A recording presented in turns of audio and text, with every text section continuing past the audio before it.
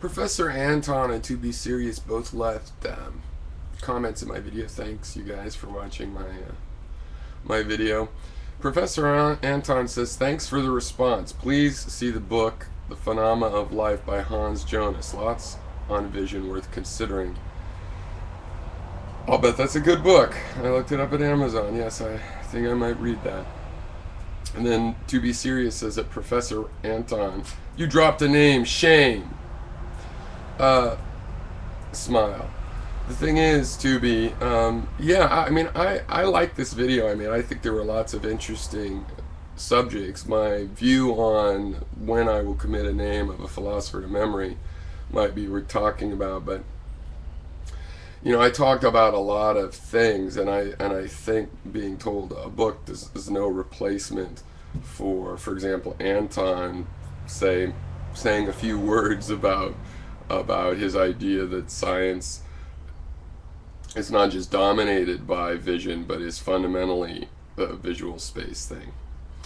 Okay, but you do offer some words. So now, and you don't just drop a name, you make a point in there as well as reading recommendations, which is good. Now I'm going to do the same. You say, I'll just drop in the best book I've read lately, McGilchrist, The Master and His Emissary. Yes, we've heard, To Be, you love it, that's fine.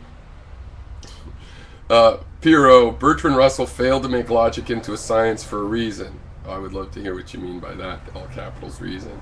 The hardest thing is, how does that, is anything I said about Russell not true? The hardest thing is to deal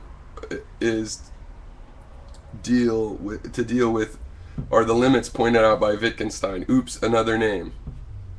Well, I disagree. I think the easiest thing is to deal with embodied limits as pointed out by Lakoff.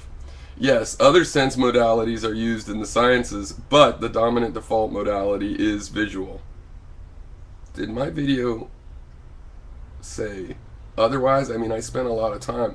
I would like some comments on, I said that it was dominated, but we also pointed out that doesn't make it fundamentally visual space only. In reality, the scientific space is at least audio-visual. In reality,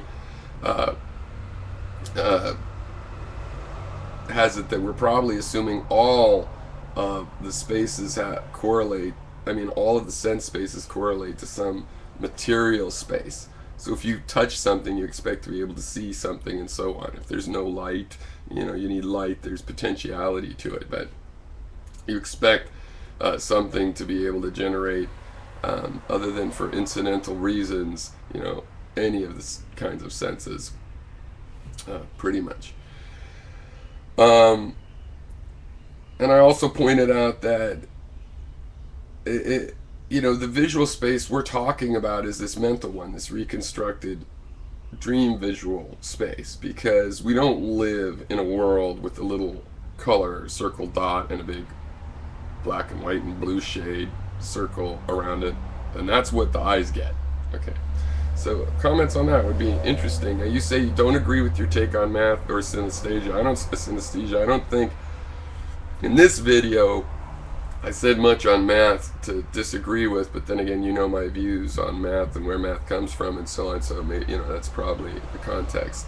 And yeah, I think we don't agree on math unless you agree that there are embodied metaphors like containment and whatnot. That's well demonstrated. Is really, you mentioned the books supporting your idea. I mentioned the Lakoff. You could easily read and argue with where math comes from, or Women, Fire, and Dangerous Things. If you disagree on those, I'd like to see this academic quality, a critique applied to some of his ideas, if not, engagement of the stuff I pointed out. The thing about science is, there exists an X where X is not visual sense based and X is scientific, so it's not that. See, I'm disagreeing with Anton's notion that since it's just visual, science is just visual metaphor, that's why it's not going to be complete. And I'm pointing out that in experientialism, you use any and all of the senses. And what'll make it scientific or not is how you choose your metrics of measure. You have to get a standard that you can compare against and be consistent in the way you measure intensities or qualities in that sense space. But, I know it's just like you dropped a name. I mean, I teased you guys about that, but the serious part is that this is what does bug me a little bit. I mean, I made points in there that someone could say, well, here's what I think on that, or here's how I defend mine, and I get it. But why? I mean, it's probably a good book, but I don't get it that, well, this book will answer your question you had type thing. To me, it's more like, look, a book! So it sort of bugs me. I can't lie and pretend. It doesn't. I like getting reading recommendations, but I don't like them in lieu of talking on the subject. I understand if somebody's read a book and gotten it, it has ideas in it, you ought to be able to also talk about the ideas. If that book has comments on what I said, there's no reason you couldn't give me a hint. Well, here's why those other senses don't really count, or whatever. The thing is, I came upon this idea of balancing out the senses, as I said, just from being a child, a 7-year-old child, and hearing about this idea of, a blind person, their other senses are heightened. So I thought it through myself, and then I'm discovering people have written books on this. But I also have my own organic, as a human, ideas. I came to this area to question the issues in that area on my own. So I respect the ability to just fend for myself in that area, to talk about those ideas, and I'm into referring to books, but not if they're crutches or distractions, not in lieu of the ideas. They can be additionally, but that's what I was saying. It's like I'd rather someone said, hey, there's this one philosopher that says X, Y, and Z. I mean, if somebody wonders who that philosopher was, they can always ask. But that's better than just going, oh, well, there's this philosopher, read him. I mean, you know what I mean? It's like, I really would like to be able to demand that the idea comes across the stage and we talk about it, and that any books and stuff are just because we don't want to plagiarize and take credit for our ideas we got elsewhere.